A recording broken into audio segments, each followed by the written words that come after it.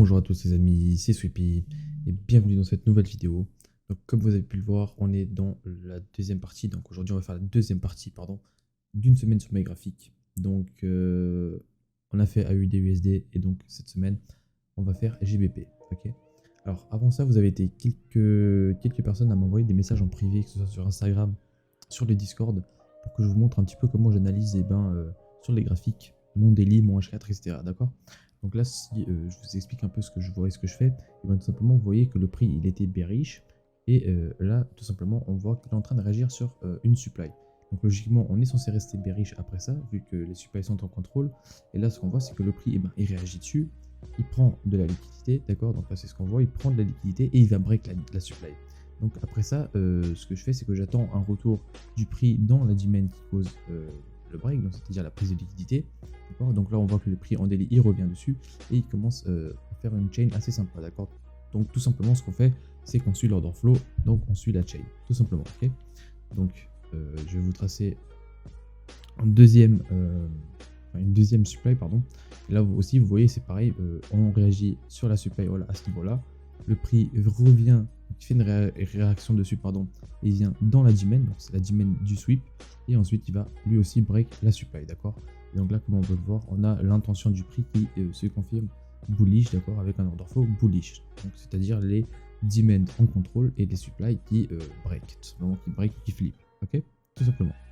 Donc ça, c'est comme ça que je vois mon daily pour le moment. Je peux aussi voir un petit peu plus haut, donc après c'est à vous de juger si vous utilisez l'équilibrium ou pas dans votre trading ou pas. Là même en utilisant l'équilibrium, je pense que ça devrait aller. Et donc là aussi je vois que le prix, voilà, il a eu une petite réaction sur cette supply, mais il n'y a rien eu de très important, donc pour moi c'est pas la peine de la tracer, d'accord. Par contre ici vous voyez que le prix, réaction elle est directement beaucoup plus propre, on a quelque chose de très clean, donc réaction sur supply, comme vous voyez, réaction sur la supply, l'extrême de la réaction et le break, tout simplement.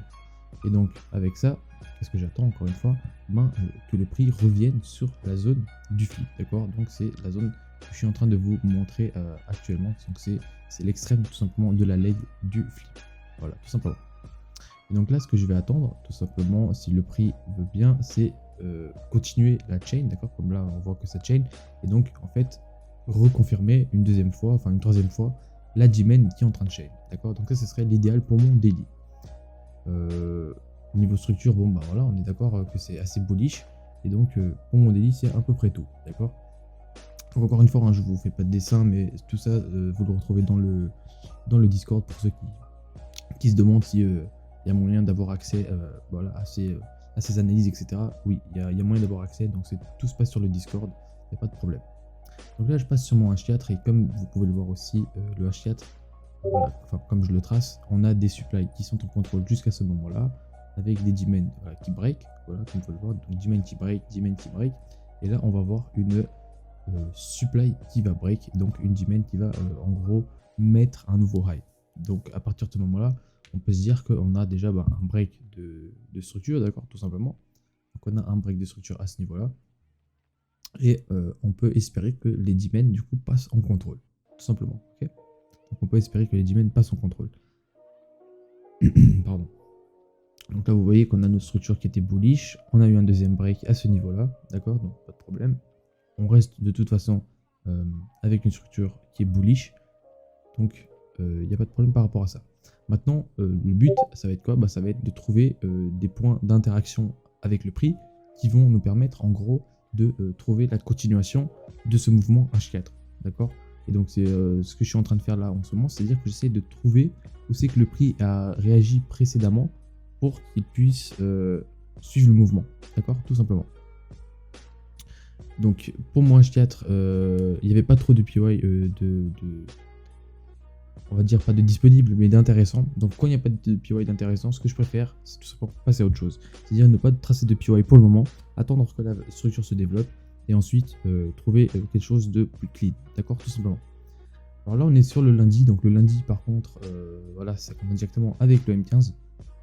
Donc encore une fois, hein, ça c'est typiquement ce que vous pouvez retrouver, que ce soit le lundi matin, le mardi matin, bref, tous les jours de la semaine, du lundi au vendredi. Donc on vous partage ce genre d'analyse pour que vous puissiez même si vous êtes débutant, et ben tout simplement confirmer ces zones, donc confirmer nos zones à nous, au coach tout simplement, et pouvoir et ben, vous amuser un tout petit peu, même si c'est le début de votre formation dans le trading, etc. Okay, donc c'est vraiment quelque chose qu'on a essayé de faire donc, pour les débutants et pour un petit peu les plus expérimentés, histoire que tout le monde puisse s'y retrouver, tout simplement. Okay, donc là, je trace un pareil, c'est les mêmes concepts de liquidité, de order flow, etc. Donc là, je vois que le prix réagit dans des supplies et qui les break par la suite. Donc ça m'indique tout simplement que c'est les demons qui veulent prendre le contrôle de l'order flow. Ok, pas de problème. Et là, ce que je vois, c'est que le prix, ben, vous voyez, à chaque fois, il revient réagir dans ces zones. Donc là, encore une fois, hein, une fois que j'ai ma structure, à chaque fois, j'essaie de trouver des zones d'interaction du prix avant et maintenant. C'est-à-dire que je vais chercher des zones que le prix a pu laisser derrière, mais qui vont me servir pour pour mes futures positions, tout simplement, comme les flips. Donc là, vous voyez, réaction dans le flip, prise de liquidité. Ce que je fais, ben, c'est que je trace ma prise de liquidité, la prise de liquidité, pardon, et le flip, d'accord. Et tout ça me donne une zone et je la trace. Et j'espère, pardon, que le prix revienne par la suite dessus, histoire que je puisse la confirmer pour une continuation. Donc là, typiquement, ce serait le bon exemple. Vous voyez, le prix est pile poil dessus. Donc là, je m'attends par exemple à ce que à partir de ce niveau, le prix puisse faire de plus haut, d'accord. Donc c'est typiquement une zone que je vais aller, je pourrais confirmer tout simplement en M1, d'accord. Donc voilà pour mon M15 bullish assez clairement. Donc on est bullish. Et donc là, vous voyez que c'est début de session de Londres, donc assez volatile, le début de la session qui commence avec un gros mouvement baissier directement. Donc vous voyez que la première supply, la première demand, pardon, dont j'espérais une réaction, et ben au final il n'y a pas eu grand chose dessus. D'accord, il ne s'est pas passé grand chose. Donc tout simplement ce que je fais, c'est que j'attends que le prix revienne dans une de mes zones. Donc là vous voyez il est venu assez vite. Et ce que je fais, ben, comme toujours, je cherche tout simplement ben, le modèle d'entrée. D'accord. Donc encore une fois, je vous le dis, même si c'est pas que je l'ai dit dans la précédente vidéo, pardon, c'est aux membres tout simplement du Discord. Le M1, il ne devrait pas vous servir pour analyser et rentrer au marché, d'accord. L'analyse qu'on fait, nous, c'est du multi-time frame, c'est-à-dire qu'on va analyser et le daily, et le H4, et le M15, d'accord. Donc c'est vraiment les 3 unités de temps qui vont me permettre d'analyser le cours du marché, ce qui se passe, ce qu'il a fait, ce qu'il a envie potentiellement de faire, ok. Et le M1, lui, il va juste me servir de confirmation, d'accord. Il va juste être là pour, en gros, me jeter dans le bain et me dire, ok, tout ce que tu as fait jusqu'à maintenant en daily, en H4 et en M15, si ça se valide, et ben, c'est à partir de cet endroit-là que tu dois rentrer en position, ok, tout simplement. Par contre, il ne faut pas que vous restiez toute la journée sur du M1 et vous imaginez des setups avec du M1, des prises, enfin bref, voilà. Analyser avec des HTF, donc des autres unités de temps, et rentrer en LTF, donc avec des petites unités de temps. Donc là, vous voyez que le modèle d'entrée, ben, c'est validé. J'ai assez vite posé l'ordre d'achat, mais malheureusement, eh ben, ça nous donne un petit stop loss. Okay, donc c'est pas bien grave, on commence la semaine avec un petit SL, rien non plus de très choquant. Par contre, on est toujours dans les horaires, donc on peut toujours aussi se dire ok, il n'y a pas de problème, j'ai pris un SL, ça arrive, j'ai confiance en la stratégie, donc si le prix revient dans une de mes zones, je pourrais de toute façon réessayer de rentrer en position. Okay, après, à vous de vous fixer des pertes maximum par jour, un petit peu du money management privé que vous adaptez selon votre style. Ok, moi, je sais que par exemple, je vais m'arrêter à 2% de pertes par jour, ce qui équivaut à environ, enfin, non pas environ, mais ce qui équivaut à 4 pertes si vous tradez en 0,5%, ou ce qui équivaut à 2 pertes, d'accord, si vous tradez avec du 1% de risque. Ok.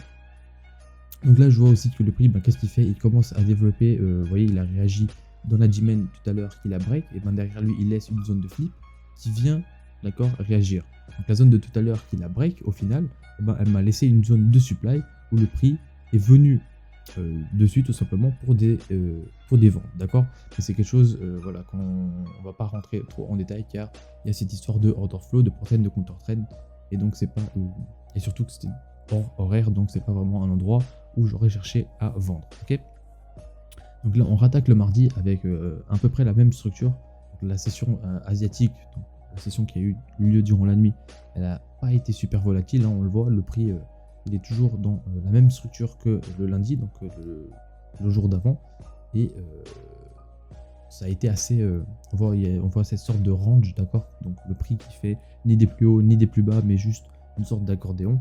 Ben voilà, ça c'est typiquement le genre de moment où il faut s'éloigner des marchés, d'accord, que ce soit sur les indices, que ce soit sur le forex. Ok, quand vous voyez par exemple un prix qui commence à faire un range comme ça, n'hésitez pas à passer à une autre paire, à regarder une autre paire, plutôt que vouloir prendre des achats dans ce range, d'accord.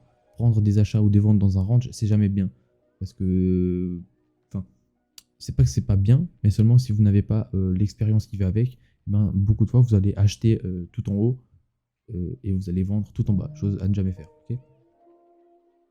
Donc là, j'essaye de suivre un petit peu ce que le prix fait. Donc là, vous voyez que le prix, il chain pas mal. Donc on a une supply chain qui se développe, des demanding qui break. Donc ça pourrait être intéressant de chercher des ventes. Mais malheureusement, vous voyez que le prix... pardon. Vous voyez que le prix, tout d'un coup, il commence à se développer en bullish, d'accord. Donc on a des supply qui commencent à être break. Donc là, ce qu'on veut, c'est voir des demand, d'accord, qui tiennent. Donc des retours sur demand qui tiennent, pour pouvoir potentiellement prendre un counter trend, pourquoi pas.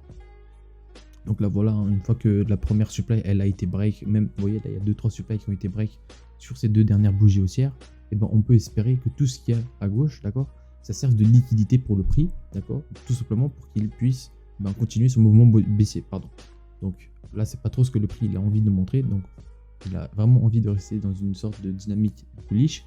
D'ailleurs vous voyez, hein, le prix revient dans des demand et continue de break des supplies, donc ça nous montre vraiment qu'il y a eu un changement d'order flow, d'accord, que ce soit en M15 ou en petite unité temps, et que le prix maintenant, à l'instant T, il veut être dans... il faut chercher des achats tout simplement, on est bullish, d'accord, l'order flow il est bullish.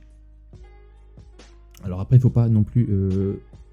comment vous expliquer ça pour ceux qui ne sont pas dans le Discord, il y a une différence entre votre trend, d'accord, donc si vous êtes bullish bearish, et votre order flow. On peut être bearish en trend et bullish order flow, il n'y a pas de problème. Encore une fois, tout ça c'est des concepts qu'on va pas trop appliquer dans cette vidéo, et donc on en reparlera dans la suite, il n'y a pas de problème. Donc là, si vous voyez, si vous avez vu, pardon, le mardi se finir à BE, et ben c'est tout simplement on n'a pas eu de position, d'accord. Donc quand il n'y a pas de position, on force pas, d'accord, on n'est pas là à essayer de chercher et à forcer n'importe quoi. Donc si on n'a pas de position, tout simplement, qu'est-ce qu'on fait? Soit on regarde notre paire, soit on ne trade pas, tout simplement, ok.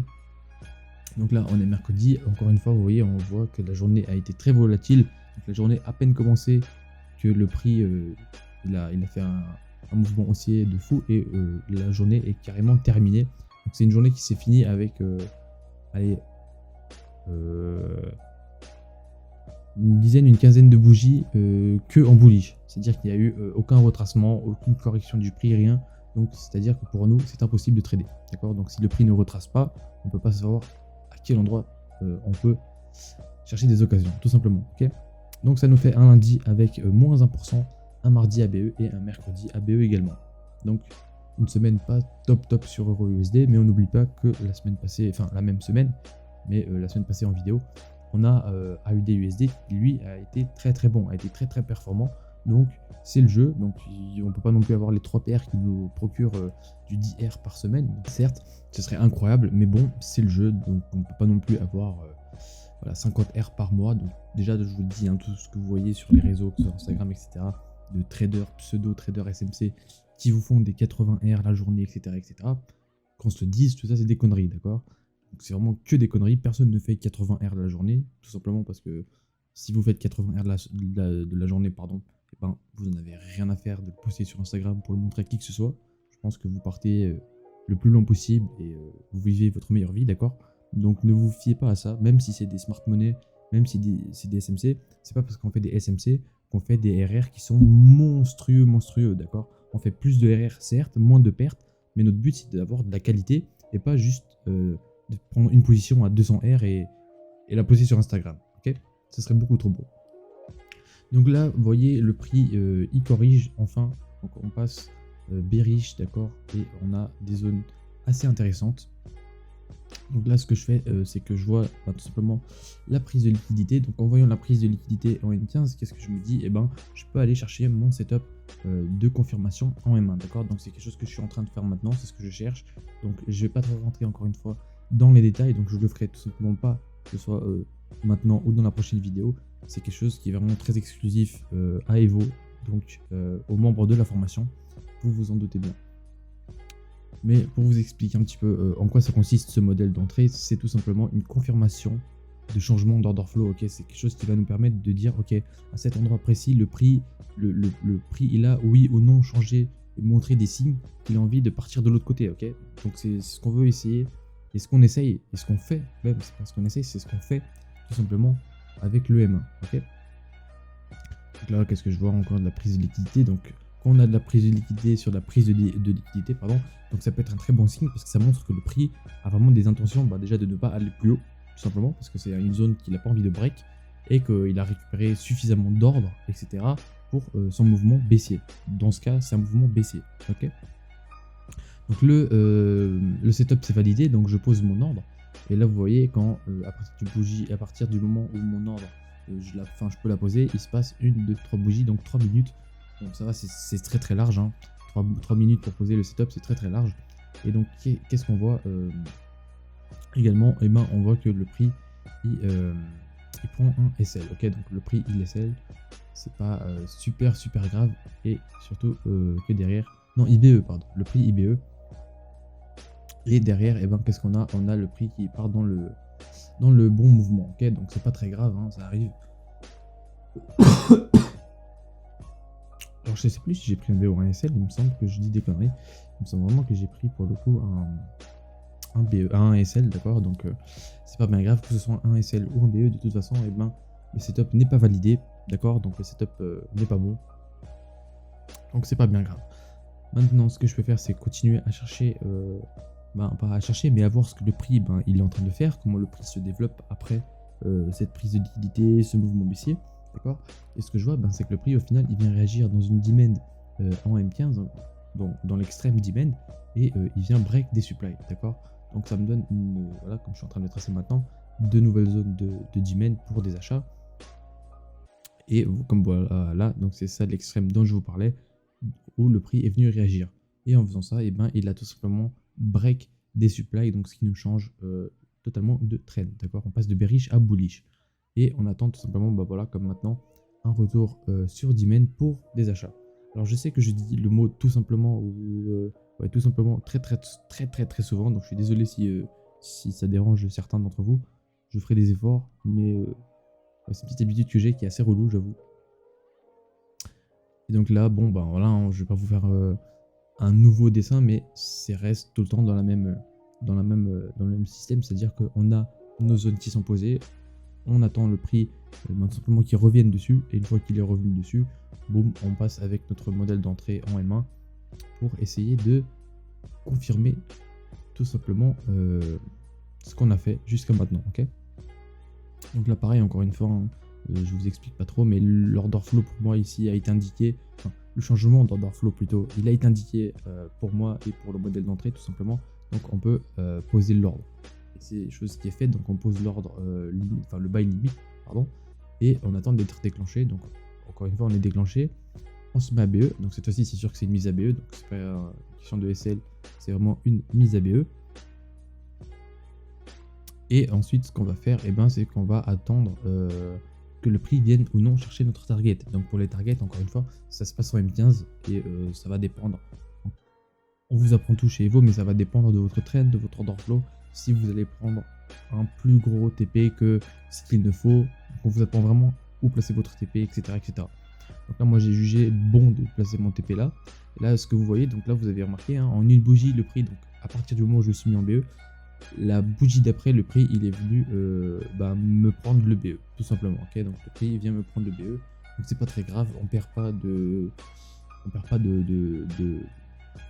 pourcentage là-dessus sur ce trade, d'accord. On prend tout simplement un BE, donc on sort avec 0% de perte, 0% de bénéfice.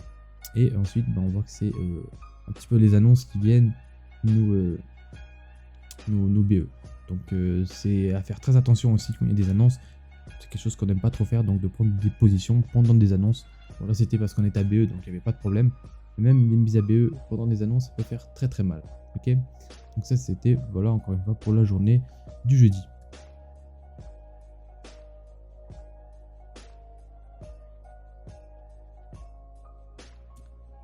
Et donc on va donc reprendre avec le vendredi. Et là, pardon. Et là, de toute façon, vous allez voir que la semaine, elle n'aura pas été très fructueuse jusqu'à maintenant. Ok, donc on va essayer de trouver un petit setup pour un petit peu sauver la semaine sur cette paire. Même si, encore une fois, hein, je vous le répète, ce n'est pas parce que là en vidéo c'est très simple de le dire, mais si vous avez plusieurs paires dans votre liste d'analyse, ok, c'est pas parce que vous prenez une semaine à -2, -3% sur une de vos paires qu'il faut, encore une fois, je vous l'avais redit, je vous l'avais dit, mais vous remettre en question sur cette paire, vous dire est-ce que la paire elle est faite pour ma stratégie, est-ce que la paire elle est faite pour moi, ok. Tout ça c'est un travail qui doit être fait avant que vous preniez des trades dessus, d'accord. À partir du moment où vous prenez un trade sur une paire à vous, c'est que vous savez qu'elle est faite pour votre stratégie, car vous l'avez backtest, vous avez récolté du data, etc. Ok, donc là, typiquement sur Euro USD, sur GBP, pardon, ça se passe super bien pour le moment, mais je vous le rappelle, sur la même paire et sur la même semaine, tout simplement, la même paire, donc non, mais AUD USD, la même semaine, on a fait 11%, donc 11 R, ok. Donc on se dit, c'est pas très grave. Si on a une paire qui nous procure moins d'opportunités, on a d'autres paires qui vont peut-être nous en procurer un petit peu plus, ok. Donc c'est pas très grave. Après, ne vous dites pas non plus qu'il faut trader 800 paires pour être rentable, d'accord. C'est même tout l'inverse. Je suppose, moi je pense personnellement que plus vous avez de paires dans votre liste d'analyse, dans votre inventaire, on va dire, plus vous avez de paires, et plus ça va être compliqué de trader, tout simplement. Parce que vous allez avoir beaucoup de choses à analyser, beaucoup de choses qui vont rester dans votre tête et que vous allez mélanger avec entre certaines paires, ok. Donc chez Evo, on a 3 paires, ça nous va très bien. On arrive à avoir de très beaux résultats avec uniquement 3 paires. Et il n'y a vraiment pas besoin de plus. Après, si nos élèves, ils ont par exemple envie de trader une paire style le gold, etc., il n'y a vraiment pas de problème. Donc là, vous voyez, hein, malgré qu'on soit le vendredi, etc., on est quand même en mesure de prendre un trade, d'accord. Donc le prix, il est revenu sur une de mes zones en M15, qui, je vous rappelle, les zones en M15, si je les trace, c'est que j'ai trouvé que elles étaient pertinentes et qu'il y avait une confluence pour chercher des achats ou des ventes dessus, ok. Donc le prix, il revient dessus, il me procure en M1, voilà, comme je vous montre ici, mon setup d'entrée, ok. Donc je prends mon setup d'entrée et comme vous le voyez, de toute façon, assez vite, j'arrive à me mettre à BE. Donc on passe à BE assez rapidement. Et maintenant, la seule chose qui nous reste, c'est d'attendre que le prix il puisse aller chercher notre target. Ok. Donc encore une fois que vous êtes en position, que vous êtes à BE, si vous voulez, pourquoi pas, vous pouvez chercher des trades de continuation. Donc là, dans ce cas, ni trade de continuation, ni trade de départ, ok. On se fait BE. Donc c'était assez violent, hein. Le prix il part assez bien. Donc encore une fois, au niveau psychologie, il va y avoir certaines fois, même ces dernières semaines, c'est beaucoup arrivé, où le prix il réagit à la perfection sur votre PE, d'accord, sur votre PY d'entrée, il réagit à la perfection, il part dans le bon sens, vous vous mettez à BE, il n'y a pas de problème. Et droit derrière, le prix en 3-4 bougies, il vient vous prendre votre BE, d'accord. Et même pire, derrière, après avoir pris votre BE, il se redirige dans le bon sens. Psychologiquement, c'est des positions qui font un petit peu mal, d'accord, même très mal, parce que à force d'en prendre 1, 2, 3, et vous vous dites à chaque fois, mais j'aurais pu prendre tel pourcentage, tel RR, tel pourcentage, ok, ça peut commencer à jouer sur votre psychologie.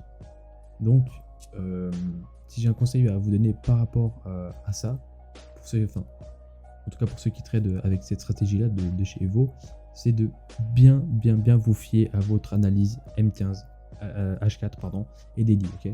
Si vous avez des zones qui sont très pertinentes en HTF, d'accord, donc sur des unités de temps hautes telles que le daily, le H4 et le M15, et le M1 il sera là juste pour les valider. Par contre, si vous cherchez des zones, comme je vous l'avais dit dans la précédente vidéo, si vous cherchez des zones en M1 et que vous restez toute la journée dans votre M1, ça va être compliqué de chercher des bons trades et de trouver des TP, etc. Pourquoi? Parce que le M1 il va beaucoup plus bouger, d'accord, durant la journée que votre M15, que votre H4. Donc les zones elles seront beaucoup moins solides, d'accord. Donc le prix il va beaucoup plus avoir tendance à les break, à les sweep, à peut-être réagir dessus, ok. Mais c'est vraiment les HTF, donc le M15, le H4 et le daily qui doivent être les maîtres de votre analyse, d'accord, et de vos positions. Donc là, pareil, hein, malgré qu'on soit vendredi, encore une fois, vers l'après-midi, on a la possibilité de chercher un setup en 1 minute. Donc c'est quelque chose qui est automatique chez nous une fois qu'on arrive dans une zone, encore une fois, qui a été choisie avec pertinence. Et ben on sait que ce qu'il nous reste à faire après avoir fait toute cette analyse, c'est de sauter dans le M1, d'accord, d'aller en M1 tout simplement, et de chercher la confirmation, le POI d'entrée. Okay. Donc là j'attends que le modèle d'entrée il se valide, d'accord. Donc une fois qu'il s'est validé, qu'est-ce que je fais? Je vais essayer de trouver un POI d'entrée qui serait assez intéressant pour prendre position. Donc là dans ce cas, vous voyez que c'est ce petit POI que je trace ici, donc qui serait encore une fois, je vais pas trop donner de détails, mais c'est un POI qui détermine vraiment que les achats peuvent être, que le mouvement peut être haussier, que le prix peut avoir fait un changement d'order flow, tout simplement. Okay. Et donc là, qu'est-ce qu'on voit? Alors, je retrace parce que sans faire exprès, j'ai supprimé le template. Ok. Qu'est-ce qu'on voit? On voit qu'on est déjà ABE. Donc encore une fois, hein, c'est ce que je vous disais dans les juste avant, c'est le genre de position qui vous fait du bien de voir entre guillemets le prix venir réagir à la perfection dans votre POI d'entrée, parce que d'un côté vous vous dites ok, je sais ce que je fais entre guillemets en M1 et les zones que je choisis, les zones pardon que je choisis, elles sont pas mauvaises, ok, elles sont même très pertinentes vu qu'elles réagissent. Mais si vous avez tendance à prendre certaines fois DBE, ne vous en faites pas, c'est totalement normal. Et comme je le dis dans le groupe, vaut mieux prendre 10 BE que 10 SL ou 5 SL. Ok. Donc là, ce que je trace, c'est des CPB. Donc, pour vous expliquer un petit peu des CPB, c'est quoi? C'est là où je vais attendre une réaction du prix. Ok. Donc, c'est là où le prix, en M1, il peut me donner une réaction inverse à ce que je fais. Donc là, il le fait sur un CPB que j'ai pas tracé, qui est avant celui-là. Et donc, du coup, je prends encore une fois un BE. Donc, c'est pas très grave, hein, surtout que là, vous voyez que le BE, heureusement qu'il a été pris, car le prix, au final, il part dans le sens inverse, donc il part en vente. Donc c'est bon, j'ai rien dit, il part en vente avant de se retourner à l'achat. Donc encore une fois, c'est une position qui psychologiquement peut faire très très mal, mais l'important voilà, c'est d'avoir pris un BE, de ne pas avoir exposé son risque et d'avoir conservé tout simplement son capital. Ok. Donc voilà la fin de la semaine, hein. On l'a fini du coup à moins 2%, avec moins 1 le lundi et moins 1 le je sais plus quel jour. Et du coup, donc si on fait le bilan, voilà ce que ça donne pour le moment. Donc sur la semaine avec GBP, donc on finit à moins 2%, donc à moins 4000 $ sur un compte à 200 000. Et sur AU, on finit la semaine à 11%, donc à 22 600 $. Ok. Donc sur ce, moi je vous dis à la semaine prochaine pour tout simplement la dernière partie, ok, le dernier épisode qui sera sur EURUSD. Et à la fin, on fera vraiment le bilan de la même semaine sur les 3 paires et on va faire les résultats complets de si vous aurez pris avec la stratégie Evo une semaine avec les 3 paires, et bien combien vous aurez généré de bénéfices ou de pertes. Sur ce, je vous dis à la prochaine vidéo, portez-vous bien et à la semaine prochaine.